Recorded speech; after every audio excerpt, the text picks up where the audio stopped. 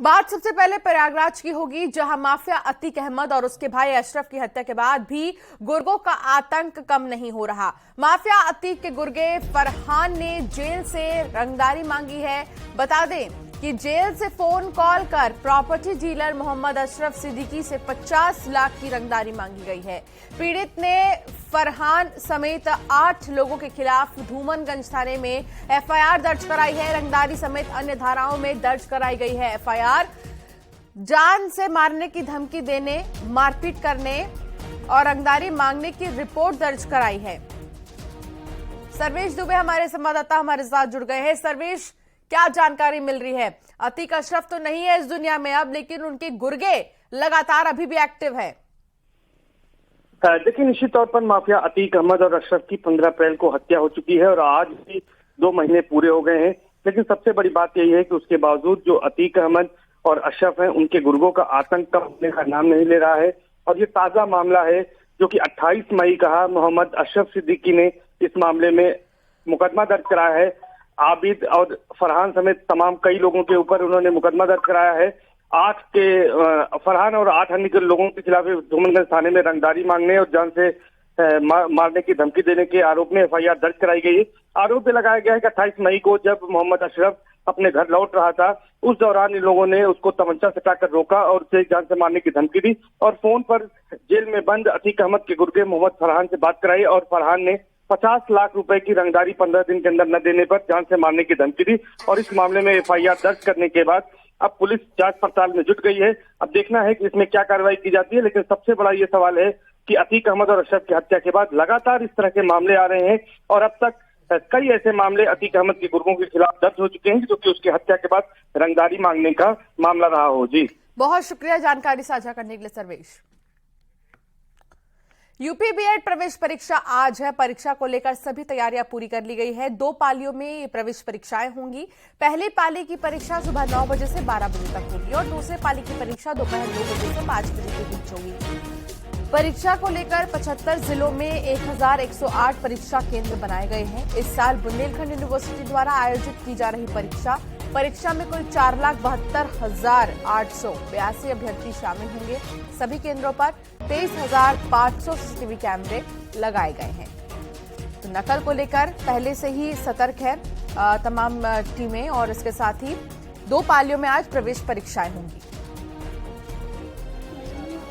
BEd संयुक्त प्रवेश परीक्षाएं आज आगरा में हो रही हैं। 29 केंद्रों पर ये परीक्षाएं हो रही हैं और इसमें 13,829 परीक्षार्थी शामिल हो रहे हैं। 29 केंद्रों पर स्टैटिक मजिस्ट्रेट की तैनाती की गई है। सीसीटीवी कैमरे से निगरानी की जाएगी। वहीं गेट पर ही चेकिंग की जा रही है। इलेक्ट्रॉनिक उपकरण पर पूरी तरह प्रतिबंध है।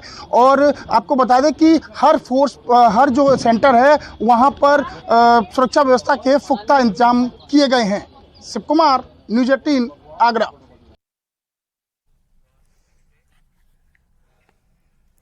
बदायूं में गंगा आरती करने वाले विभू उपाध्याय ने नीट परीक्षा में सफलता हासिल की है। कचला के रहने वाले बिजनेसमैन हरेंद्र उपाध्याय के छोटे बेटे विभू उपाध्याय की नीट परीक्षा में 622वीं रैंक आई है। विभू को 720 में से 622 अंक मिले हैं। कोरोना काल में पढ़ाई के साथ साथ विभू कचला गंगा घाट में होने वाले गंगा आरती में हिस्सा लेता था। करीब 1 साल पहले कोटा जाकर विभू ने नीट की तैयारी की और सफलता हासिल की है। विभू ने अपनी सफलता का श्रेय गंगा मैया, पूर्व डीएम दिनेश कुमार और अपने माता पिता को दिया है। विभू के माता पिता बेटे की सफलता से उत्साहित है। उनका कहना है कि गंगा मैया की कृपा है, यह हमारे लिए बड़े सौभाग्य की बात है। विभू को उसकी सफलता पर, कामयाबी पर बधाई देने वालों का तांता लगा है।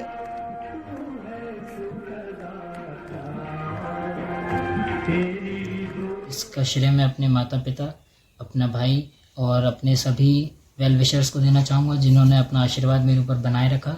साथ ही साथ मैं धन्यवाद देना चाहूँगा हमारे पूर्व डीएम दिनेश कुमार सिंह जी जिन्होंने 2019 में आरती का शुभारंभ किया और जिसके साथ साथ मैं हमारे हिंदू मैथोलॉजी में जुड़ा और अपनी स्पिरिचुअलिटी को जाना और पहचाना।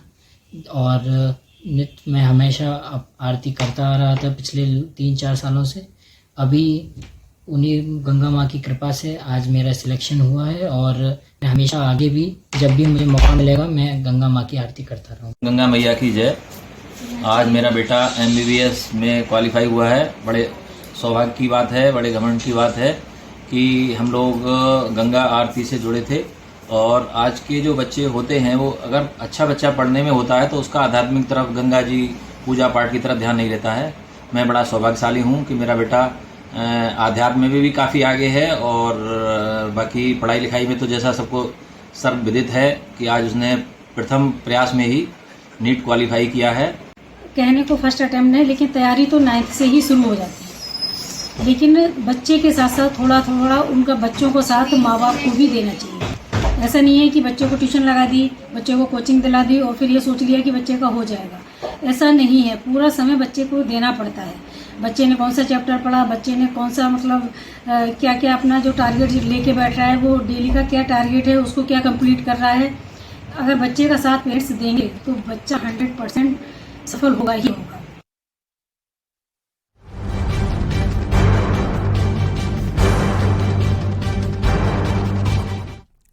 और अयोध्या में सीएम योगी चुनावी प्रचार का शंखनाद करेंगे और उसके साथ ही भरतकुंड में सीएम योगी की जनसभा होगी। 50,000 से भी ज्यादा भीड़ जुटाने का लक्ष्य मोदी सरकार का है और 9 साल, आपको बता दें कि 9 साल पूरे होने पर मोदी सरकार के उपलब्धियां भी गिनाएंगे। 50,000 से ज्यादा भीड़ जुटाने का लक्ष्य रखा गया है। तो दूसरी तरफ मोदी सरकार के 9 साल पूरे होने पर उपलब्धियों को गिनाया जाएगा। आज अयोध्या में सीएम योगी भरतकुंड में जनसभा करेंगे। 50,000 से ज्यादा की भीड़ जुटेगी। इन सब के बीच बेहद खास होगा जब वो मोदी सरकार के 9 साल के बारे में जनता को बताएंगे और खास तौर पर इन 9 साल की उपलब्धियों के बारे में जब वो जनता को बताएंगे, ये देखना बेहद खास होगा। क्योंकि इससे पहले मुख्यमंत्री योगी आदित्यनाथ ने रामलला के दर्शन किए और फिर हनुमानगढ़ी भी वो गए। हनुमानगढ़ी में उन्होंने माथा टेका और आज वो जनसभा को संबोधित करेंगे। भरतकुंड पहुंचेंगे सीएम योगी। तो हनुमानगढ़ी में मत्था टेकने वक्त ये तस्वीर आपको दिखा रही है जब रामनगरी में मुख्यमंत्री योगी आदित्यनाथ पहुंचे और फिर सबसे पहले वो हनुमानगढ़ी गए। विकास कार्यों की समीक्षा करेंगे आज सीएम, जनसभा को संबोधित करेंगे। 2 दिन के दौरे पर है सीएम योगी अयोध्या के। बीते कल वो आए थे अयोध्या और आज भी वो अयोध्या में ही रहेंगे। कई सारे कार्यक्रम हैं, उनमें शामिल होंगे। पुजारी राजू दास से भी वो मिले। इसके अलावा विकास कार्यों की समीक्षा की सीएम योगी ने। राम मंदिर निर्माण कार्य कितनी तेजी से चल रहा है, इस बारे में भी उन्होंने जानकारी ली है। तो ये 2 तस्वीर आपको दिखा रहे हैं उस वक्त की जब वो आरती करते नजर आए हनुमानगढ़ी में, और ये दूसरी तस्वीर जब वो राजू दास से मिले और इसके साथ ही वो निर्माण स्थल पर पहुंचे। राम मंदिर के निर्माण को लेकर उन्होंने जानकारी ली।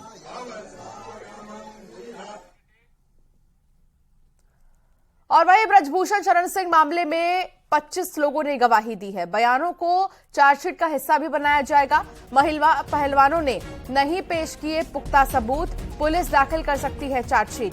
आज दाखिल कर सकती है चार्जशीट। बालिग पहलवानों से जुड़े मामले में चार्जशीट दाखिल हो सकती है। नाबालिग पहलवान के केस में स्टेटस रिपोर्ट, कोर्ट में स्टेटस रिपोर्ट कर सकती है दाखिल।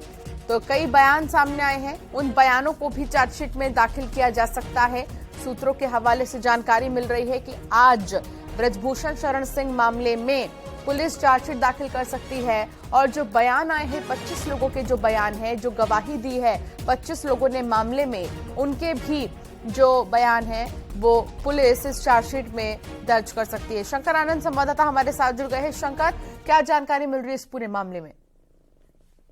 देखिए, आज एक संभावना जताई जा रही है कि आज दिल्ली पुलिस के द्वारा महिला पहलवानों से जुड़े मामले में आज चार्जशीट दायर किया जा सकता है। हालांकि वो जो हमारे दिल्ली पुलिस के सूत्र बताते हैं कि वो चार्जशीट कम स्टेटस रिपोर्ट उसे कहा जा सकता है। और जिस तरह से अगर इस मामले की अगर बात करें तो इस मामले में जिस तरह से अब तक तफ्तीश हुई है, इस मामले में 25 महत्वपूर्ण लोगों का जो स्टेटमेंट है वो रिकॉर्ड किया गया है और उस 25 लोगों के स्टेटमेंट को चार्जशीट का हिस्सा बनाया जा सकता है। हालांकि अब तक जो तफ्तीश हुई है उस तफ्तीश में बहुत ज्यादा क्लू, बहुत ज्यादा इंपॉर्टेंट जानकारी दिल्ली पुलिस को नहीं मिल पाई है, ऐसा हमें जानकारी मिली है।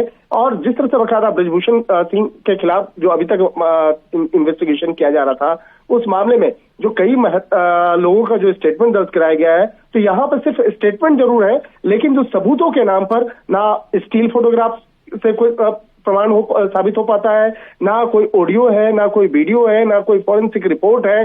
और अब तक इस मामले में बहुत कुछ ऐसे सबूत इकट्ठा नहीं हो पाए हैं जिसके आधार पर ब्रजभूषण सिंह को आरोपी बनाया जा सकता है। हालांकि हमारे सूत्र बता रहे हैं, लेकिन देखना लाजमी होगा कि दिल्ली पुलिस के द्वारा इस मामले में किस तरह से स्टेटस रिपोर्ट आज दिया जाएगा, किस तरह से चार्जशीट दाखिल की जाएगी और उस मामले में क्या क्या किन किन मसलों को आज प्रमुख तौर पे बताया जाएगा। अगर चार्जशीट की बात करें तो अभी तक इन्वेस्टिगेशन में जो कई देशों से जो रिपोर्ट्स मांगी गई थी, उस रिपोर्ट्स में भी अभी तक कुछ मिल नहीं पाया है। जैसे कि 5 देशों के अगर बात करें तो 5 देशों को दिल्ली पुलिस ने खत लिखा था और कई महत्वपूर्ण जानकारियां मांगी थी, लेकिन उन 5 देशों के द्वारा जो वहां के कुश्ती फेडरेशन है, वर्ल्ड कुश्ती फेडरेशन जो है, उससे भी बकायदा जानकारियां मांगी गई थी, लेकिन अभी तक उस मामले में भी कोई महत्वपूर्ण जानकारी साझा नहीं की गई है। और इसके साथ ही जो महावीर अखाड़ा है। जी बहुत शुक्रिया शंकर जानकारी साझा करने के लिए।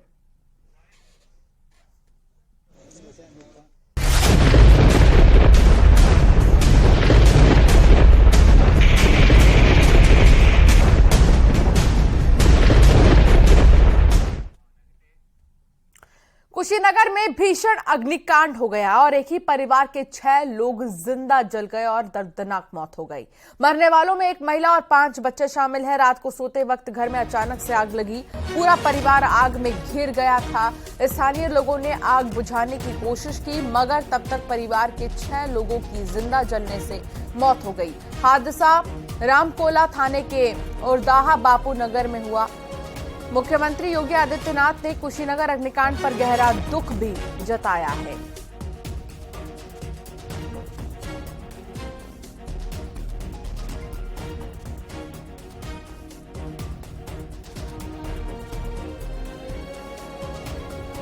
आज रात में लगभग 12 बजे नगर पंचायत रामकोला में जो वार्ड संख्या 2 है, वहां नौमी पुत्र सरजू, उनके घर में अज्ञात कारणों से आग लगी थी।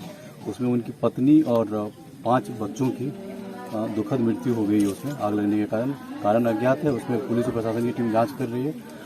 एक ही घर में आग लगा था, मौके पर शांति व्यवस्था बिल्कुल नॉर्मल है। प्रशासन पुलिस की पूरी टीम यहाँ उपलब्ध है और आवश्यक कार्रवाई किया जाएगा। एक ब्रेक के लिए यहाँ पर रुकना होगा, खबरों का सिलसिला जारी है। ये है न्यूज 18 नेटवर्क। आप देख रहे हैं न्यूज 18 उत्तर प्रदेश उत्तराखंड की सनसनीखेज वारदात सामने आई है। अवैध संबंध के शक में पति ने अपनी पत्नी की हत्या कर दी। हत्या के बाद शव को खदिया गांव के पास यमुना नदी में फेंक दिया। मामला बलरई इलाके का है। कुछ दिन पहले पति से झगड़ा के बाद प्रीति मायके आ गई थी। परिवार वालों ने दोनों को समझा बुझाकर वापस भेजा, लेकिन 11 जून को परिवार को प्रीति की हत्या की जानकारी मिली। परिजनों की शिकायत के बाद पुलिस ने यमुना से प्रीति का शव बरामद किया है। पुलिस आरोपी पति हरकेश की तलाश में जुटी हुई है और प्रीति के शव को बाहर निकाल लिया गया है। इन्होंने दारू पी है, फिर ये वापस चले गए हैं, फिर ये वापस आए हैं, फिर इन्होंने बोला है हमारे साथ भेज दो, नहीं तो हम टेम्पू में आग लगा देंगे। अपनी शर्ट के बटन तोड़ दिए इन्होंने कि हम तुम्हारे पास उनका केस बनाएंगे। और हम थे गुजरात में, लोगों ने हमारे पास फ़ोन किया था, तो मैंने बोला ठीक है मैं कल आता हूँ। तब तक ये घटना पूरी उन्होंने मैटर खत्म कर दिया है। और यहाँ रुकना होगा एक ब्रेक के लिए। खबरों का सिलसिला लगातार जारी है, आप देखते रहिए न्यूज 18। ये है न्यूज 18 नेटवर्क।